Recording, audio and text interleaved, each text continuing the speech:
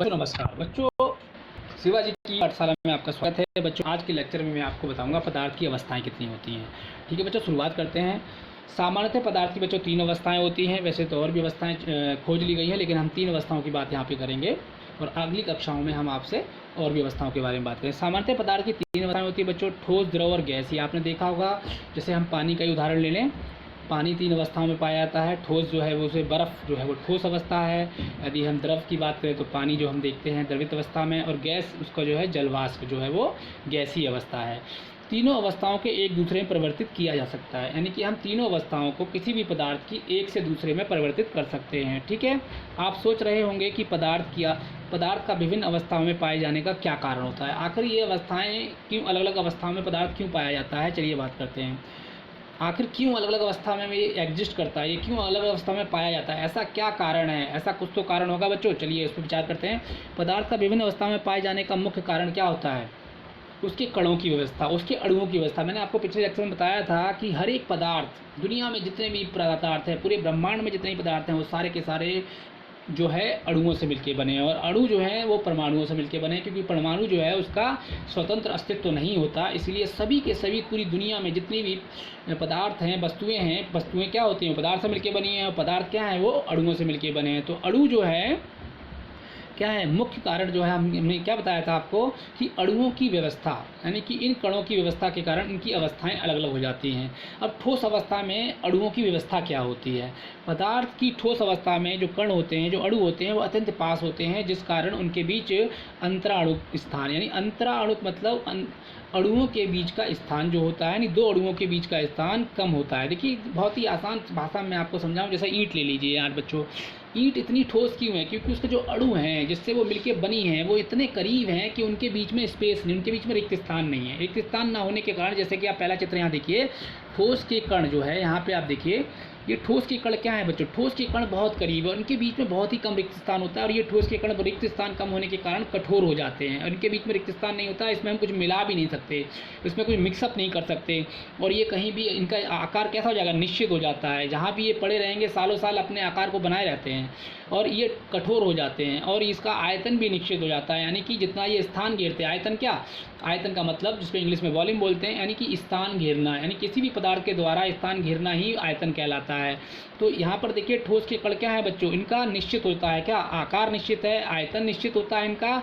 और ये इनके बीच में क्यों होता है ऐसा? क्योंकि ये जिन अणुओं से मिलकर बने हैं, उन अणुओं के मध्य में क्या होता है? उन अणुओं के मध्य में जिसको बोलते हैं इंटरमॉलिक्यूलर फोर्सेस, यानी इंटरमॉलिक्यूलर स्पेस जो होता है वो बहुत ही कम होता है मेरे प्यारे बच्चों, जिसको हिंदी में क्या बोलते हैं? अंतराणुक बल, यानी अंतराणुक बल। यानी कि अंतराणुक बल क्या होता है? दो अणुओं के मध्य का बल। लेकिन अंतराणुक स्थान क्या होता है? दो अणुओं के मध्य का स्थान। तो ये बहुत ही कम होने के कारण ठोस जो होते हैं वो ठोस में उनको ठोस कहा जाता है। क्योंकि ठोस होने का कारण क्या है? ठोस होने का कारण ही ये है कि उनके अणुओं के मध्य क्या होता है? स्थान, यानी कि रिक्त स्थान बहुत कम होता है। अगला चलिए द्रव के बारे में जानते हैं। पदार्थ की द्रव अवस्था के जो कण होते हैं वो ठोस की अपेक्षा अधिक दूरी पर होते हैं, जिस कारण उनके बीच अंतराणुक स्थान, यानी इंटरमॉलिक्यूलर स्पेस क्या होता है? दोनों अणुओं के बीच में बहुत कम हो जाता है, मतलब थोड़ा बढ़ जाता है, कम नहीं होता। कम होता है हमारे ठोस के अंदर, लेकिन यदि हम उससे तुलना करें ठोसों से द्रवों की, तो यहाँ पर अणुओं के मध्य का जो स्थान होगा वो ज़्यादा हो जाता है, जिसके कारण ये क्या हो जाते हैं? द्रव कहलाते हैं। ठोस की अपेक्षा अधिक होता है इनके बीच में बच्चों क्या? अंतराणुक स्थान। अब यहाँ पे चित्र के माध्यम से हम देखते हैं, ये थे द्रव। देखिए, द्रव के अणु हैं, ये आपस में कितनी दूर है? काफ़ी दूर है मेरे प्यारे बच्चों। यहाँ पे देखिए, ये ठोस के हैं, मैंने पहले आपको ये दिखाया था, ये ठोस के, और ये मैं आपको दिखा रहा हूँ द्रव के। द्रव में देखिए यहाँ पे क्या हुआ? ठोस में देखिए रिक्त स्थान बहुत ही कम है, यानी अणुओं के बीच का जो रिक्त स्थान है बहुत कम है। लेकिन यहाँ पे ठोस में तो बहुत ही कम था, लेकिन यहाँ पे द्रव में क्या हुआ? द्रव में बच्चों, यहाँ पे द्रव में वो स्थान बढ़ गया है, यानी कि जो ठोस की अपेक्षा द्रवों के कणों के मध्य में रिक्त स्थान ज़्यादा हो जाने के कारण ये द्रवावस्था में आ जाते हैं। इसके अलावा अब हम बात करते हैं द्रव की, इसके अलावा पदार्थ की तीसरी अवस्था, जिसको बोलते हैं गैसीय अवस्था। इसमें क्या होता है मेरे प्यारे बच्चों?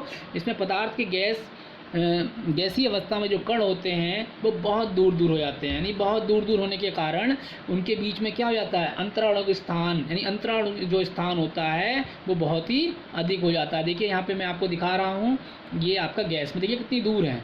अब आप यदि ध्यान से देखें तो गैस का कोई अपना आकार नहीं है, कोई इसका आयतन नहीं होता। जिस बर्तन में डाल दो उसी का ये स्थान ग्रहण कर लेती है और उसी का ही ये क्या कर लेती है, उसी का आकार भी ये ग्रहण कर लेती है। इसी प्रकार से यदि हम द्रव की बात करें, पानी को जिस भी बर्तन में डाल दिया उसी का आकार ले लेता है, लेकिन हाँ इसका आयतन निश्चित होता है। क्योंकि देखिए अब आपने मान लीजिए जितना पानी है वो उतना ही रहेगा किसी बर्तन में, चाहे गिलास में डाल दो, चाहे बाल्टी में डाल दो, चाहे लोटे में डाल दो, किसी में डाल दो, वो उसका आकार तो ले लेगा लेकिन उसका आयतन निश्चित रहेगा। आयतन मतलब जितनी जगह वो घेरता था उतनी ही जगह वो घेरेगा। ठीक है प्यारे बच्चों, तो ये था हमारा ठोस द्रव गैस जिसके बारे में मैंने आपको बताया। अब हम बात करते हैं पदार्थ की आणविक संरचना के बारे में।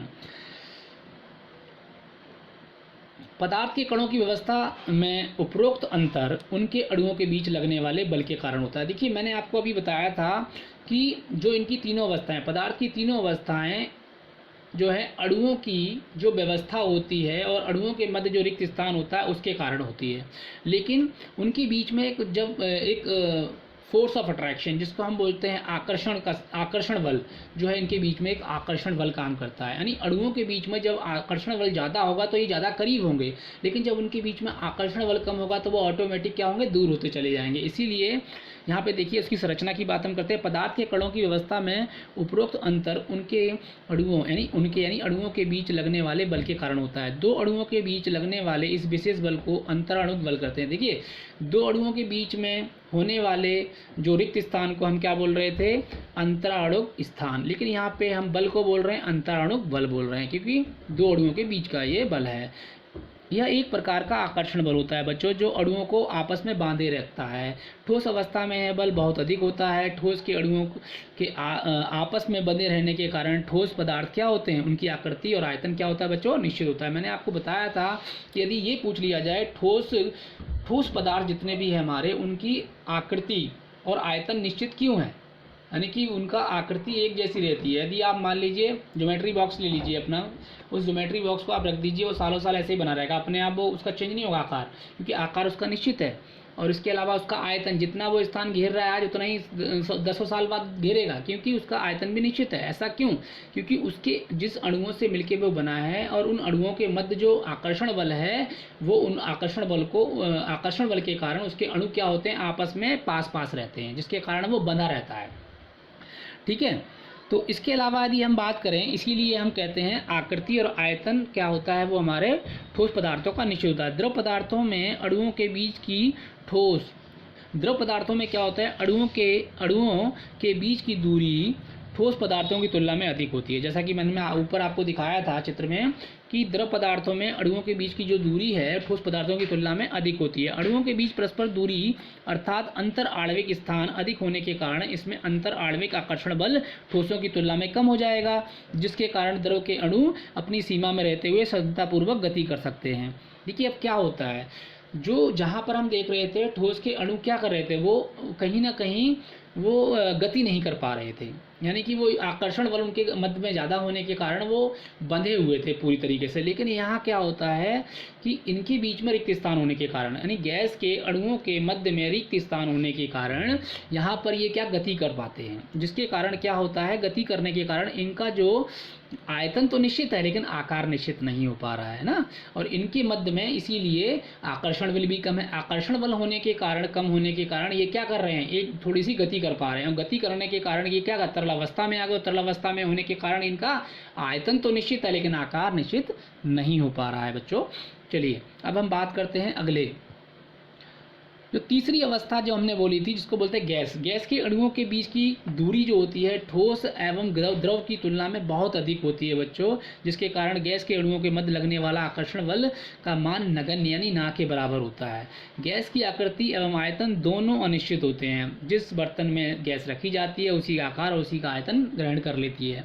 देखिए यहाँ पर हम चित्र देख रहे हैं, जैसे बर्फ़ देखिए ठोस है, बर्फ़ क्या होती है, ठोस होती है, उसका आयतन उसकी आकृति निश्चित होती है। इसके अलावा पानी यदि उसकी जो हम देख रहे हैं द्रव अवस्था है, जिसका हम देखते हैं कि आयतन तो निश्चित होता है, जिस बर्तन में हम भर देते हैं उसका आकार ग्रहण कर लेता है, लेकिन हम भाप की बात करें तो भाप का ना तो आयतन निश्चित है ना आकार निश्चित है। जिस बर्तन में उसको रख दिया जाता है उसी का आकार उसी का आयतन ये ग्रहण कर लेता है। ऐसा होने का कारण क्या है गैसों में? सबसे बड़ा कारण यह है कि जिन अणुओं से मिलकर ये गैस बनी होती है, उन अणुओं के मध्य में जो आकर्षण बल होता है वो नगण्य के बराबर होता है, ना के बराबर, जिसके कारण ये अणु जो है बड़ी तेज़ी से गति करते हैं। गति करने के कारण ही इनमें आप देखा होगा कि ये गैसीय अवस्था में होते हैं और ये बड़ी तेज़ी से यहाँ से वहाँ जा सकते हैं। जैसे कि एक बहुत अच्छा उदाहरण बच्चों मैं आपको देना चाहता हूँ कि यदि हमारे घर में देखिए हमने अगरबत्ती जलाते हैं तो अगरबत्ती की खुशबू या कोई खाना बनाते हैं उसकी खुशबू आप बहुत दूर दूर तक आपको जो है आप अपनी इंद्रियों के द्वारा अपनी सूंघ सकते हैं उसको, ना नाक के द्वारा उसको सूंघ सकते हैं।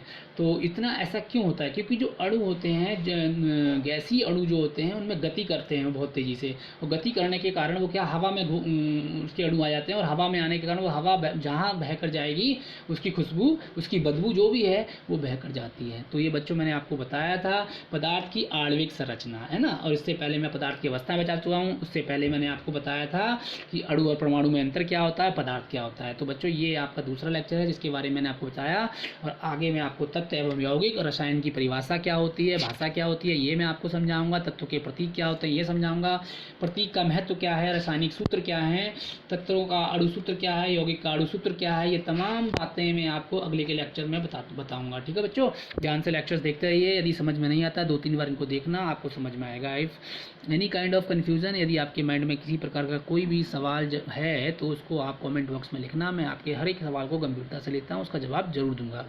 थैंक यू वेरी मच बच्चों, आपके स्नेह आपके प्यार के लिए। Thank you very much.